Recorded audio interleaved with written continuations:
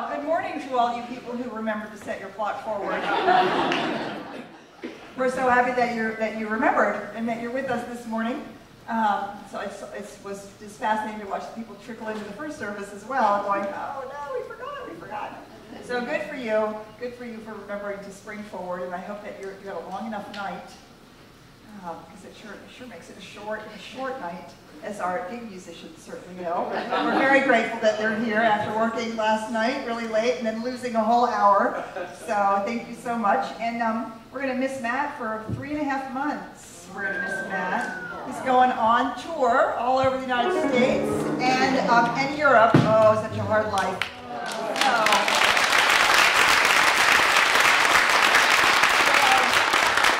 There's wonderful substitute drummers, but they're just not you. So we'll see you in 3.5 months. All right. So we are on our Path to Possibility in our Step Out in Faith program, where this is our second week. The Art of Possibility is our book of the month, and if you did prepay for a book, or if you want to get a book, the next shipment did come in, so they are available. It's a fabulous read, and we're sort of systematically walking our way through it as we are experiencing the path to possibility and how we walk on that path. So this is our spiritually deepening program that we do as a community in the springtime. It's an opportunity for us to just go deeper together. So join us on Wednesday nights as well. Veronica is here on Wednesday nights doing the Wednesday series, which really allows you to go even deeper into the conversation so that we are walking this path together.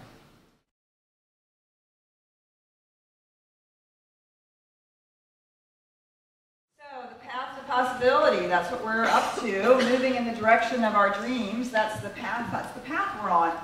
The path of our lives as our lives are unfolding. And that's in the context this whole month, this whole year of loving the journey of our life, loving the being alive and the becoming who it is that we are here to be. And so we're using this 6-week period of time, the Path to Possibilities, is just to explore the various stages of the path that we are on, that we can walk on, and some of the pitfalls and places where we might need a little boost to get over the hump and onto the next step. So, as we talked last week, we talked about the possibility of and the idea that everything is invented, and we really want to become open to all of the possibilities. We want to see where we are and explore, which is great. And then the question is, what do I do now? Now that we've got all these possibilities and we've discovered that life really is invented, and we invent it by our stories and how we talk about it, okay, that's great. What do we do with that? What do we do with this whole plethora of possibilities? And so the thought for today is, how do we get started? Getting started.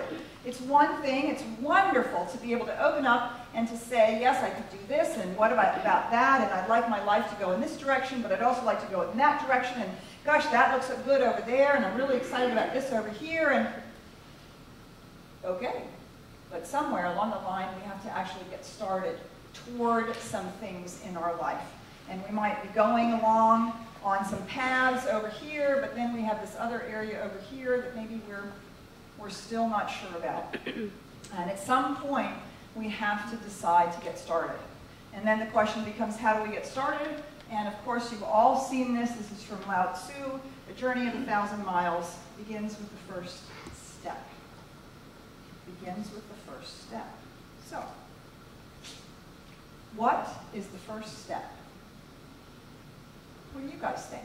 What would you say is the first step in getting started? Let's hear a thought or two from you. Being open. Being open, good. Okay, we spent quite a bit of time on that last week. Being open to the possibilities, absolutely. Making a decision. Making a decision. Yes, that's great. Once we're open to all the possibilities, we have to pick one, don't we? We have to decide where we are going. It's like getting out a map of the United States, saying, "Oh gosh, I'm going to go on a driving trip for my vacation this summer," I'm going to go on a driving trip, and I get my map out, and I have to decide, yes, actually, I'm in Dallas. That's one thing I have to do, figure out where I am.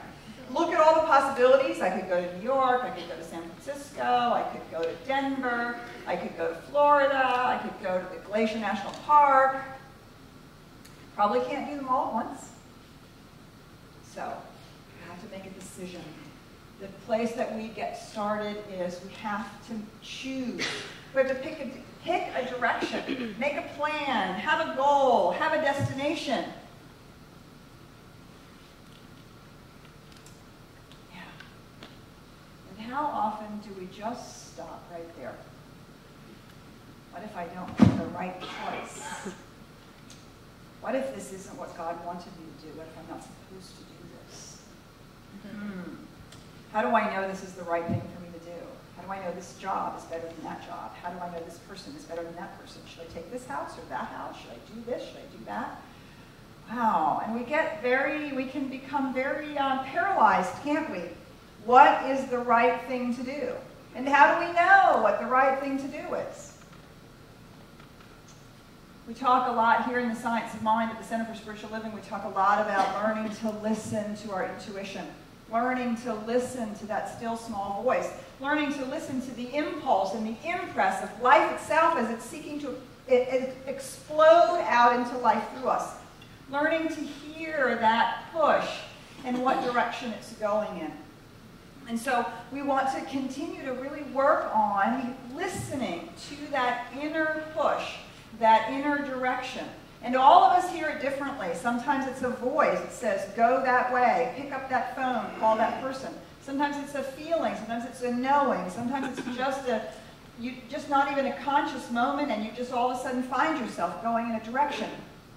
But learning to listen to that is really important, and it helps us see what our possibilities are, and it helps us feel into which possibilities might be the next thing for us to do.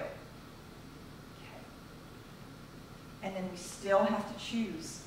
We still have to choose that thing. We have to choose that thing that our intuition is telling us to do. Or we have to choose that thing that we think might be the thing to do. We have to simply decide. What's so amazing is that we forget, I think, that the ability to choose, the power of choosing, is the cornerstone, the most fundamental and astonishingly unique thing about being a human being, is that we can choose. We can choose from this plethora of possibilities. And what happens when we choose is that we absolutely then set an intention in life. It was very interesting. We had a movie night on Friday night. For those of you who were here, it was really fabulous. We watched the movie Quantum Activist, and it was about Nitya Swami, who is way on the leading edge of quantum science and quantum physics, and is really moving in the direction of science and spirituality coming together. And of course, quantum science says that all of life is possibilities. Everything is a possibility. You know the old story that, remember the Tinker Toy electrons that we grew up with when you went to, and you studied in science about electrons and protons and neutrons, that was what made an atom, and they were like little Tinker Toys, weren't they? Here's the nucleus, and here's the protons, and here's electrons, and like little solar systems went around, and that was the atom. Well, quantum physics has told us this is not actually the case at all. This is not how this works at all. It's not like Tinker Toys. It's actually like, here's this space in space, here's this like field in space, this moment in space, and we call it an atom, and the electrons are actually winking in and out of existence. And they're actually moving from place to place within the field, within the sphere sort of space that might be this atom. And the electrons, they move. They move from one orbit to the next. Boom, boom, boom, boom. And it's possible for them to be anywhere on the orbit. And then they take their place. And they don't actually move from one place to the other. They don't travel through space and go from here to here. They like here, then they're here, then they're here, then they're here. The atom itself is the possibility of the electrons appearing, and then they appear. And what causes them to appear? Consciousness. That's what causes them to appear. The observer. So how we observe our lives, how we are the observer in our own lives, in quantum mechanics it's called how the possibility gets collapsed into an actuality. Right? It's possible for the electron to be here, here, here, here, here, here, here, but at some point it's collapsed into an actuality where it's actually here. It actually shows up in the space-time continuum here. What causes it to move from possibility into actuality? The choice of consciousness. Consciousness choosing. And that's the reality of the macrocosm. And we are made in the image and likeness of that macrocosm. And so we have that same opportunity, that same ability, that same thing that we do in our own lives. It is the very power of our choice that collapses all of the possibilities into an actuality, into the intention that we then hold for that thing to emerge and to manifest in our own lives. The power to choose is, we have the power to choose. It is the act of choosing. Do you see? It's the act of choosing that then collapses all of these possible things I might do. I might go to San Francisco. I might go to Denver. I might go to New York. It's the act of choosing that then collapses all of those possibilities into, oh, I've decided to go to New York. I've decided to do this thing. Do you see? Now, the challenge, of course, that we have is so often, we as I said before, we think, oh, gosh, what if it's not the right choice? What if I shouldn't go to San Francisco, but should actually go to Denver? Let me ask you this question. When you've been, thinking about vacation time, thinking about, going on vacation, you got the map out, or you got the guidebooks out, or you began to, explore, gosh, I have this vacation coming up, where do I want to go? Have you ever asked yourself, I wonder where the right place is for me to vacation? Have you ever asked yourself that? No, you've asked yourself, where do I want to go to vacation? You've asked yourself, where will it be warm? Where will there be trees? What can I afford? What do I want to experience? Do I want to hike? Do I want to sail? Do I want to be in the city? Do I want to be in the country? It's all about what I want to experience, right? You don't ask yourself, well, I wonder what vacation God thinks I should take. Remember last week when we talked about how it's all invented? It's all in how we tell the story. What if we told the story of our lives in the same way that we tell the story about our vacations? That the things that we do in our life it's just as much about what we want as opposed to what's the right thing to do. And of course, as we know from our talk last week, the right thing to do has to do with our measurement culture, which measures us in comparison to whomever or whatever it is we're using as the standard, as opposed to making the decision, just making the choice, just making the choice. And the beauty of it is, we can always choose again. We think that because we've made a choice now, oh my goodness, that's it, I've made this choice, and what if it doesn't work out?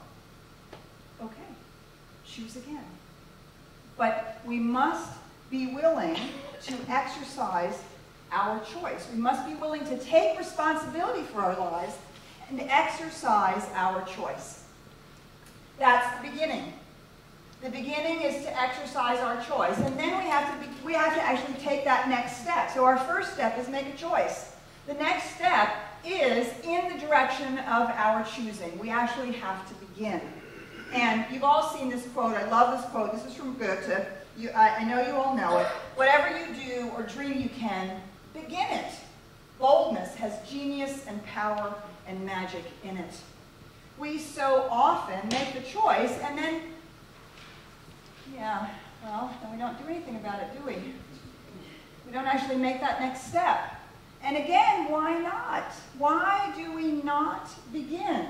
Why do we move from choosing to beginning? Well, I would say for the same reason that we don't choose in the first place. Fundamentally, bottom line, add it all together, what does it come up with? Fear. You bet. That's exactly right. We're afraid. What are we afraid of? We're afraid it's not going to work out. Okay, will you die of that? We're afraid we're going to be embarrassed. Okay, really, honest to God, I don't know anybody who's ever died of embarrassment. Really, I don't. We're afraid that it's going to be stupid. Okay, I'm thinking you've probably done something stupid in your life before, and you've survived it.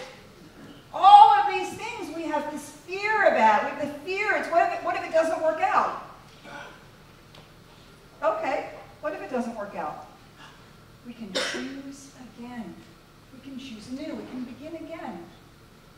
We get so locked into this judgment and comparison, this measurement idea of success and failure, that we don't begin. So I want to read to you a couple of sections from The Art of Possibility. You know, this is our book for this program. And so if you haven't started to read it, Benjamin Zander is the conductor of the Philharmonic Orchestra. I think it's in Philadelphia. And he teaches, and he's got music students, and he does this amazing work. And so a lot of the stories come from that. And a lot of his insight has come from that. And so I want to read you this, what he says about his students. After 25 years of teaching, I still come up against the same obstacle. Class after class, the students would be in such a chronic state of anxiety over the measurement of their performance that they would be reluctant to take risks with their playing. Sound familiar? How many of us have had chronic state of anxiety over the measurement of the performance of our lives? Our work life, our home life, our relationship life, our health life, whatever it is, having a chronic state of anxiety over it, that we are reluctant to take the risk. To move out, to begin something new, to become who we really are, to blossom and shine in some whole new way.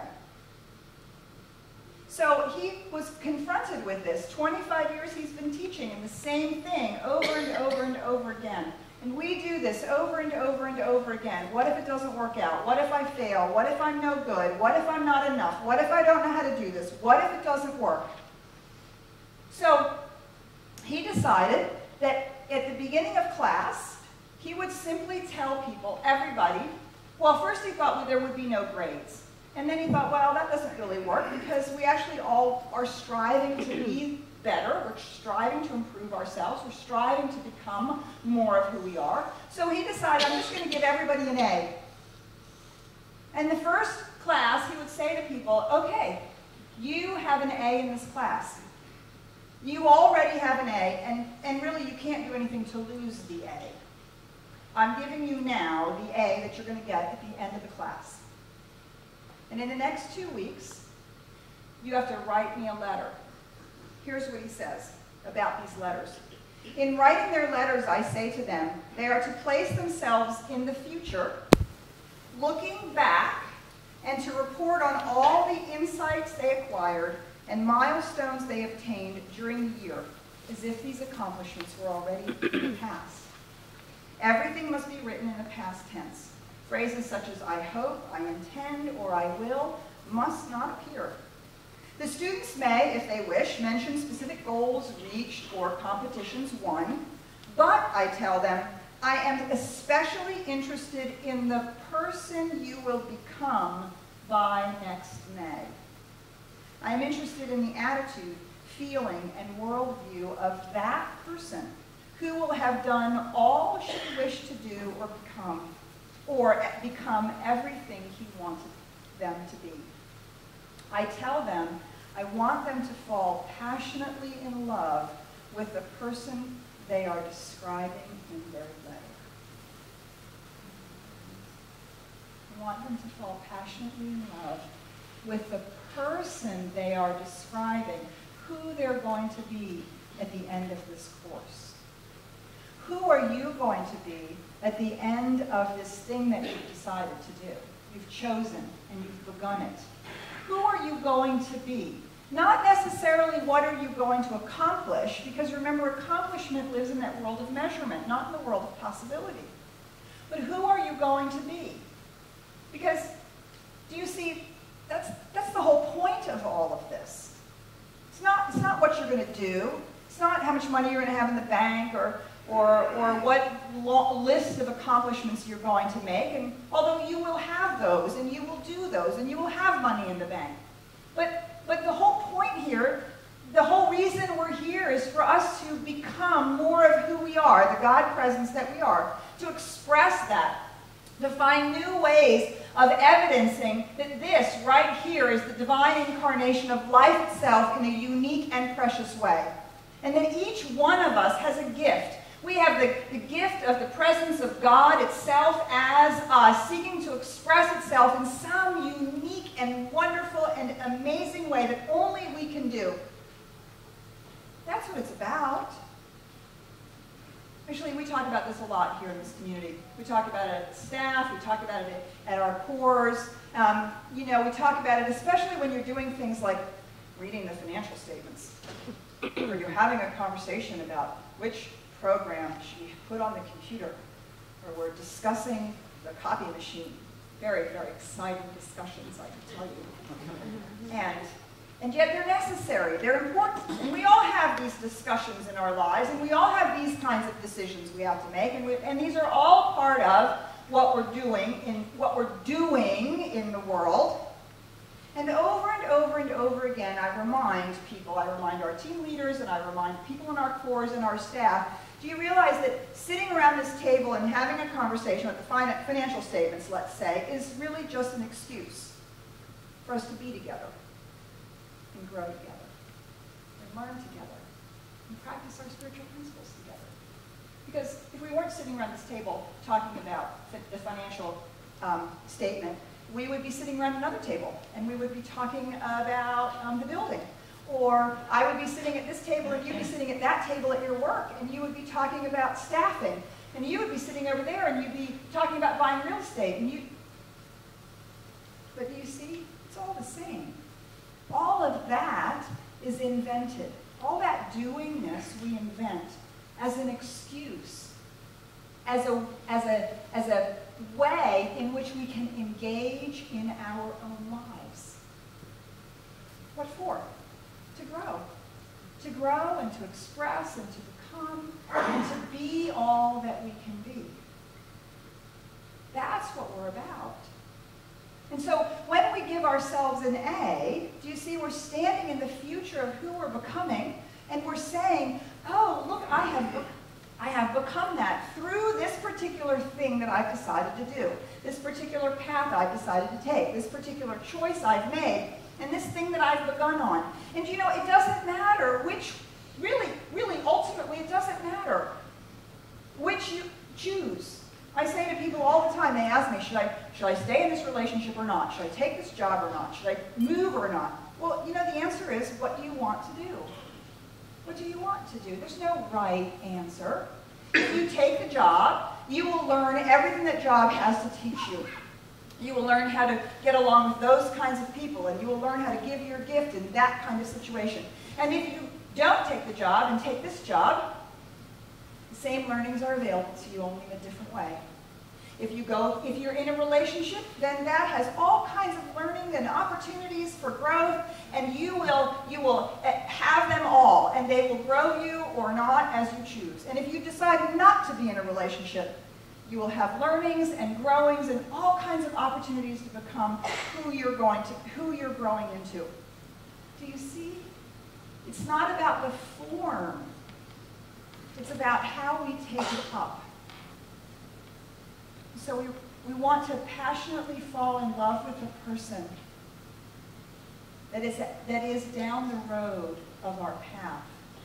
Passionately fall in love with that person who responds to anger with love, who responds to a fearful situation at work with trust, who responds to a difficult situation at home with the belief that, oh, God knows how to do this. Do you see? That's the whole point. Everything else is invented. So I want to read you this letter. This is from Esther Lee. She is a young Korean flute player. And she wrote her letter. This is her letter. Dearest teacher, Mr. Zander, I received my grade. And it's dated. It's dated next May. I received my grade because I worked hard and thought hard about myself taking your class. And the result was absolutely tremendous. I became a new person. I used to be so negative person for almost everything, even before trying. Now I find myself happier person than before. I couldn't accept my mistakes about a year ago, and after every mistake I blamed myself. But now I enjoy making mistakes, and I really learn from these mistakes. In my playing, I have more depth than before. I used to play only the notes, but now I found out about the real meaning of every piece, and I could play with more imagination. Also, I found out my own value. I found myself so special a person because I found out that if I believed myself, I could do anything. Thank you for all the lessons and lectures, because that made me realize how important a person I am, and also the clear reason why I play music. Thank you. I bet she fell in love with that person she wrote about. Not much in the list of concerts won or awards won and concerts performed in, but I'm thinking if she's a person who has played with more imagination, found out her own value, and found the real meaning of every piece she played, I bet she's going to be a flute player in demand, don't you think? When we give ourselves an A, when we are willing to see the truth of who we are and imagine ourselves down the road as that being, do you see, we release the hold that these judgments and expectations and comparisons and measuring and the right way to do it from the business point of view or our parents' point of view or the worldly point of view, these things begin to fall away. And we recognize that everything is about becoming who we really are. And so she talks a lot about don't be afraid to make mistakes. Don't be afraid to make mistakes. How very, very, very important that is. And, here. And I thought I lost my place. And so he talks about this. He says, I actively train my students that when they make a mistake, they are to lift their arms in the air, smile, and say, how fascinating. I recommend everyone try this. Not only mistakes, but even those experiences we ordinarily define as negative can be treated this way. What if we really screwed up in some form or fashion, and rather than beating ourselves up, blaming someone else, crawling into a hole, deciding we had to do something about it, we simply went, oh, how fascinating. That is a fascinating way that I just really got hooked into this process. Wow. That is a fascinating way that person is showing up. I wonder what's driving them to. This is so fascinating. And what does that invite? Okay, what does fascination invite? This is so fascinating. I wonder what can be learned here. Totally different, do you see? Now, I don't have to be afraid of making a mistake. I choose something, I begin it, and I go down the road. And if it falls to pieces, or if I just blunder in some way, or if I do something that someone else thinks is a mistake, we can all just go, wow, how fascinating. Feels totally different, doesn't it? No judgment, no comparison. No, you didn't do it right, I didn't do it right. Just, wow, that is just so interesting. And it allows, again, do you see, it allows for the generative, loving way that we talked about. The universe shows up when we live in the universe of possibility. Giving up judgments and comparisons. It also means that we give up perfectionism and procrastination, because those are just ways in which we hide our judgments and comparisons. We hide it behind procrastination and perfectionism. So we choose and we begin. The other piece of this that's so important is this notion that we're standing someplace in the future and we're thinking about the person that we have become. And part of that thinking is not only the person that I have become, but the other piece of that is the contribution that I have made. You see, when we think about success and failure, when we're afraid to make mistakes, when we're afraid that it might not work out, we're afraid somebody might not like it, we are living in the black and white thinking of either success or failure. It's either a success or it's not. There's an entirely different way of looking at it, which asks about what is the contribution that I'm making? What's the contribution this situation is making? What's the contribution this other person is making? So he talks about the dinner table game that he grew up with. I'm imagining many of you grew up with it. I certainly grew up with it. The dinner table game is Dad sits down at the dinner and asks, well, how was your day? What did you do today? And he talks about it in here, that actually what did you do today really means what did you accomplish today? Right? Did you get an A on that paper? How was your test? How did it go at work? What's happening? What did you do? Easily with the subtext, with a lot of subtext, what did you accomplish today? And he talks about how for so many of us, that has become the cornerstone of our sense of low self-worth. Because whatever we do today never seems to be enough in many cases. Either we have a parent that never is approving enough, or we have older siblings that have, or we have somebody in our life who's always doing something more than we are, or we're doing so much that now people say we're being too big for our britches, and we have to be knocked down a notch. And do you see everything having to do with what did you do, what did you accomplish, what did you succeed or fail, puts us back into that old world. So he says this, I settled on a game that I called I am a contribution. Unlike success and failure, contribution has no other side. It is not arrived at by comparison. All at once I found that the fearful question, is it enough? And the even more fearful question, am I loved for who I am or for what I have accomplished, could both be replaced by the joyful question, how will I be a contribution today? How will I be a contribution today? How have I been a contribution?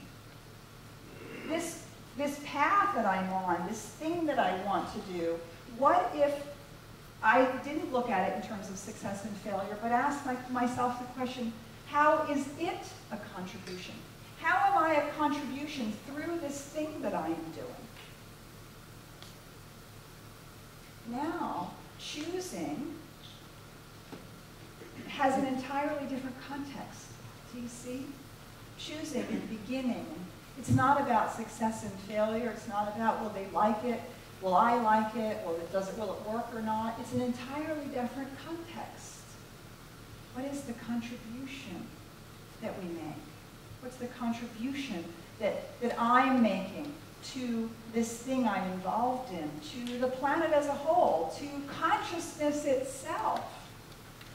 Do you see, now every time that I don't get lost in the world of measurement, every time that I don't get lost in judgment and comparison, every time that I'm willing to use my spiritual principles in practice, I am adding that to consciousness in its entirety. I'm contributing to the shift in consciousness that knows that love is the answer, that knows that forgiveness is the way, that knows that joy and happiness is really what it's all about, as opposed to how much money did you make and what did you do today and did you do it right today and did you get everything done today and are you right? All those things that we do to ourselves and each other. What is the contribution? What contribution have you made this past week? You see, it also changes the whole context of the conversation. Like, you no longer have to worry about being right. Because even our mistakes can be contributions. Learnings for ourselves and other people, opportunities for growth, opportunities for something new to emerge. It changes the whole context of the conversation. And so if I can recognize myself as a contribution, you can recognize yourself as a contribution, then choosing becomes, the criteria is entirely different. And the beginning, what am I going to begin at? What am I going to do? Is the criteria is completely different because it's set in the context of contribution, not of success or failure, achievement or accomplishment. Those things will come. Do you see? Just like that gal who wrote about, my God, I'm such a different person. Look at this and this and this and this. That she's going to be such a more valuable flute player because she sees these things about herself, and that's the contribution she has to give. Then the achievement and the accomplishment and the money and the whatever all that is that we say we want, we think we want. Do you see those are the byproducts of living a life of possibility and knowing that we're a contribution. And it completely transforms our sense of self-worth. So here's what I want you to do this week. I want you to do this every day this week. Every single day this week. I want you to ask yourself, how can I be a contribution today? And how was I a contribution yesterday? Maybe you were a contribution yesterday because you brought your paycheck home to the household. Maybe you were a contribution yesterday because you smiled at the clerk. Maybe you were a contribution yesterday because you found the solution to world peace. Do you see? Everything. It doesn't matter. Everything is a contribution. Everything is a contribution. How will I be a contribution today? I will move ahead on my dream because I think it makes a difference. I will be a contribution today because I will respond to this situation differently, or I will show up, or I will give of myself, or I will seek not to be judgmental, or do you see? Every day, every single day, we have an opportunity to explore this. So that's what I'm going to ask you to do this week. Ask yourself every day, what contribution have you made, and what contribution will you make today? So we're going to close. I'm going to ask Gary to come up here on the piano. We're going to close here. I want to read something to you. But before we do that, I want to remind you that we are in our Step Out in Faith program. So we have our little cards. You should have gotten a card when you first walked in. I'm hoping that you did. If you did not, you can raise your hand. The ushers will bring you a card. So just, keep your hand up so they can see. We've got a couple up here in the front. They can also bring you a pen if you don't have one. You're going to sign the one side that says setting a direction. You're going to sign that side. Let me read to you what you're committing to. And if you choose to do so, you're going to sign this. Today I commit to step out in faith on my own path to possibility. I join with my spiritual community in choosing a new direction in one area of my life. Every day I commit to setting a new direction in consciousness and staying true to the course. So if you're willing to do that, sign it. Now, please, please, please, if you have a signature that's really hard to read, could you please print your name underneath? Because you'll notice that we have a list of everybody who's participating in our Step Out in Faith program. Your name will be added. But there were a bunch we couldn't read. So please print your name underneath if you have one of those signatures. And then we'll close with the affirmation at the end of the service. So while you're signing or printing your name on your commitment card, I'm going to close with this story, and I'm going to ask Gary to play a little bit. All right, when we recognize the contribution that we are, then our understanding of our own self-worth completely changes. A monastery had fallen on hard times. It was once part of a great order which, as a result of religious persecution in the 17th and 18th century, lost all of its branches. It was decimated to the extent that there were only 5 monks left in the mother house, the abbot and 4 others, all of whom were over 70. Clearly, it was the dying order. Deep in the woods surrounding the monastery was a little hut that the rabbi from the nearby town occasionally used for a hermitage. One day it occurred to the abbot to visit the hermitage to see if the rabbi could offer any advice that might save the monastery. The rabbi welcomed the abbot and commiserated. "I know how it is," he said. "The spirit has gone out of people. Almost no one comes to the synagogue anymore." So the old rabbi and the old abbot wept together, and they read parts of the Torah and spoke quietly of deep things. Now the time came for the abbot to leave. They embraced. "It has been wonderful being with you," said the abbot, "but I have failed in my purpose for coming. Have you no piece of advice that could save the monastery?" "No, I'm sorry," the rabbi responded. I have no advice to give.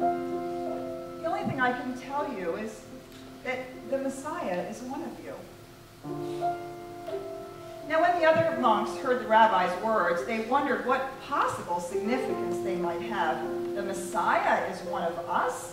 One of us here at the monastery? Do you suppose he meant the abbot? Well, of course, it must be the abbot who has been our leader for so long. Well, but on the other hand, he might have meant Brother Thomas, who is undoubtedly a holy man. Certainly he couldn't have meant Brother Elrod. He's so crotchety that, well, but then Elrod is very wise. Oh, surely he couldn't have meant Brother Philip. He's so passive, but then magically he's always there when you need him. Well, of course he didn't mean me. Yet supposing he did. Oh, Lord, not me. I couldn't mean that much, could I? As they contemplated in this manner, the old monks began to treat each other with extraordinary respect, on the off chance that one of them might be the Messiah. And on the off chance that each monk himself might be the Messiah, they began to treat themselves extraordinary respect. Because the forest in which it was situated was so beautiful, people occasionally came to visit the monastery, to picnic, or to wander along the old paths, most of which led to the dilapidated chapel. They began to sense the aura of extraordinary respect that surrounded the 5 old monks, permeating the atmosphere. They began to come more frequently, bringing their friends, and their friends brought friends. Some of the younger men who came to visit began to engage in conversation with the monks. After a while, one asked if he might join, then another, and another.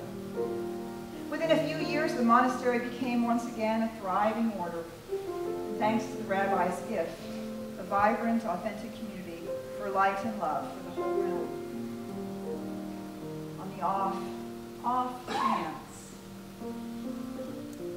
that you have that kind of contribution to make.